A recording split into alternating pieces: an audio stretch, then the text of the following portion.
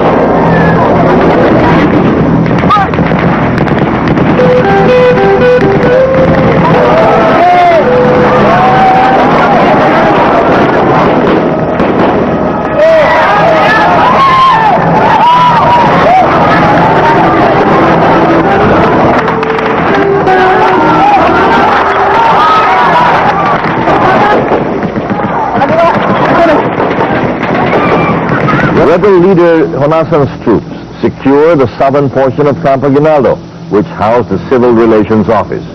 Outside the camp, 2 companies of government Army Scout Rangers backed by 6 APCs were deployed from Ortigas Avenue to Gate 5, ready to seal off the rebels and reinforce the remaining government troops inside the camp. Additional Capcom troops were called in from Bicutan to augment the PC troops at Camp Carmen. By 9 o'clock, Colonel Honasan was declaring that the red flag was now up at Camp Aguinaldo. The soldiers, sympathetic to the cause of their rebelling comrades, started to invert the Philippine flag insignia on their uniforms.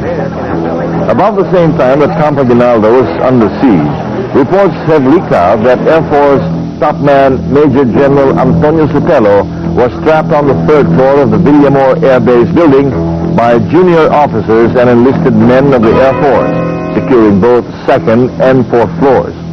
Newsmen were barred from taking photographs and footage of the situation. Behind the renegade soldiers was a 150mm howitzer. Back at the 2 camps, heavy fighting broke out between government forces and rebel troops inside Aguinaldo, with only a brief lull at noontime. Logistics Command forces attacked the rebels, now entrenched at the Department of National Defense building, shortly after 1 in the afternoon. 2 rebel soldiers were killed, and Task Force Commander Colonel Cesar Nazareno was hit by shrapnel. Reinforcements from the Philippine Marines and from Zamboanga provided additional backup forces to the pro-government troops. By 3 in the afternoon, assault forces began their offensive, with General Ramos and General Renato de Villa commanding from inside the Camp Carmen.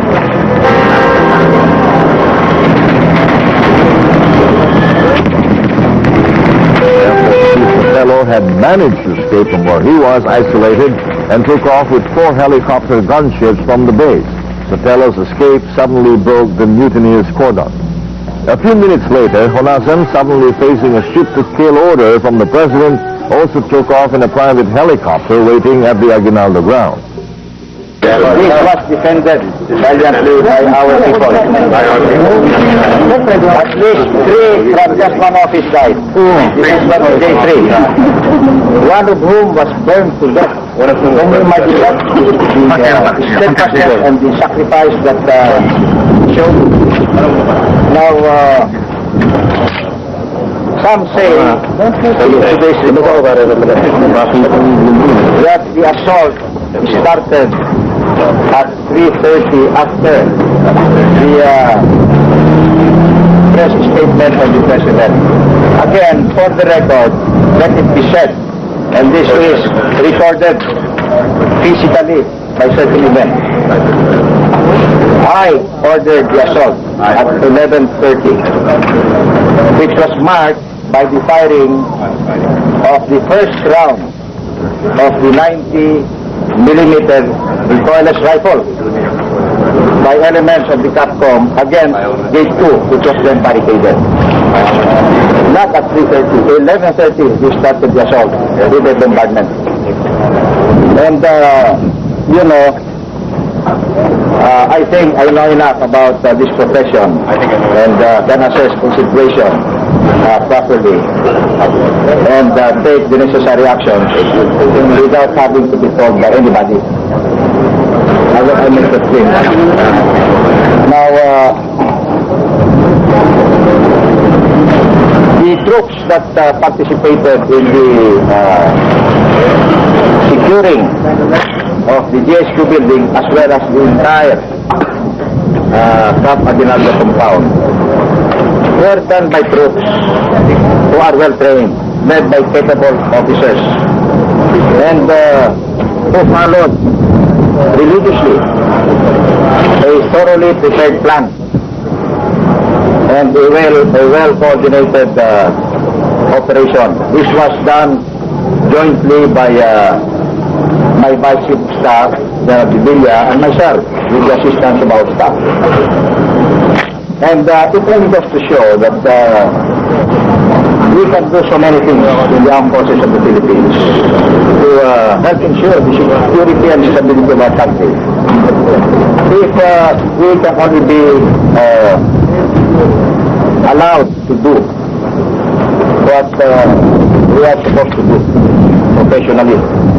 T-38 planes called Tora hovered above the camps, facing their targets with rockets and machine gun fire. Some rebel soldiers fell. The luckier ones began to run towards the gates and perimeter walls, waving white flags signaling surrender. Before nightfall of the 28th, the general headquarters building inside Camp Aguinaldo was ablaze, a raging panorama against a descending darkness.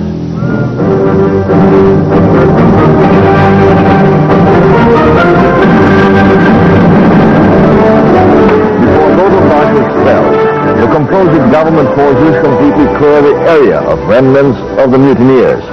Hundreds of them surrendered with honor, with never a piece of paraphernalia stripped from their uniform. Tons of ammunition and arms were confiscated and later on kept in the armory.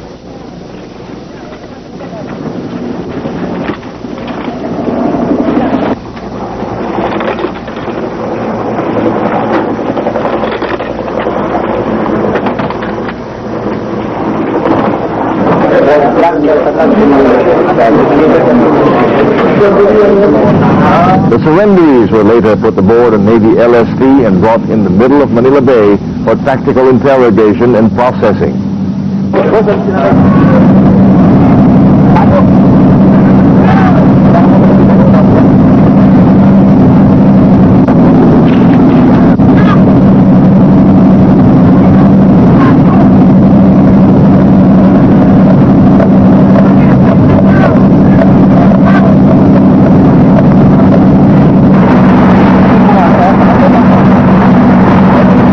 Over in Villamor Air Base, General Sotelo told the media that 356 Air Force officers and men involved in the failed coup bid were under investigation. This number 356 is broken down into 15 officers and 241 enlisted men.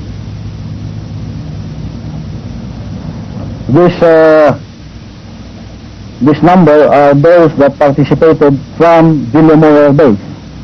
Now, there are other Air Force personnel, officers and enlisted men alike, not presently Air Force officers, not presently assigned in the Philippine Air Force, who had participated in the coup d'etat. Both houses of Congress met in emergency sessions to pass two resolutions pledging allegiance to the Aquino government. They deplored the aborted coup attempt staged by rightists in the military. I believe that our senior officers have been judicious and decisive. They tried to foster unity and reconciliation as far as possible, but became firm and forceful when necessary. As far as possible, they tried to foster unity as far as possible, but became being firm and forceful when necessary. Our presidential judicial officers should be reminded that military leaders cannot solely decide on matters of national policy, but interest. The policy of insurgency is initiated by the President in consultation with private sectors, only one of which is the military. On the national level, we want to say that there is too much politics and not enough action on national problems. This posture is dangerous and subversive for two reasons. First, such a posture threatens civilian supremacy over the military. This adventurous military faction sought to wrest decision-making power from the constitutionally mandated civilian institutions. The disgruntled young officers presented themselves as an alternative political leadership, a military junta. Second, such a posture also showed this faction's impatience with the democratic process. Instead of consultation and consensus, they propose a quicker method or authoritarianism. For us, who believe in the rule of law, we cannot but be disturbed by an order that will condemn before it will try, kill before it will hear, and shoot before it will question. When I speak in this vein, Mr. President, I am apt to be misunderstood by people who have lost their loved ones or have suffered physical or mental pain as a result of the insane behavior of some soldiers last Friday.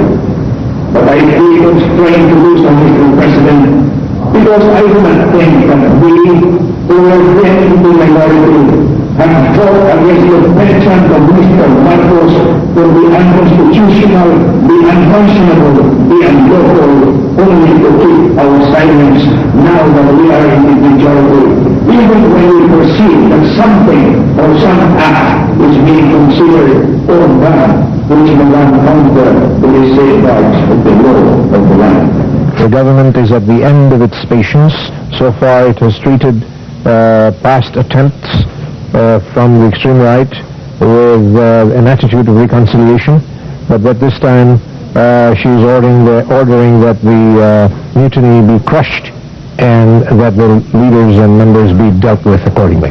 What we did was unanimously pass a resolution condemning the incident and the series of events which have taken place today, and affirming our full trust and allegiance to the Philippine government, to Her Excellency the President, and our complete trust and confidence again in the armed forces in the Philippines. And number three, asserting our belief that the full force of the law should be applied on all of those who took part in this exercise.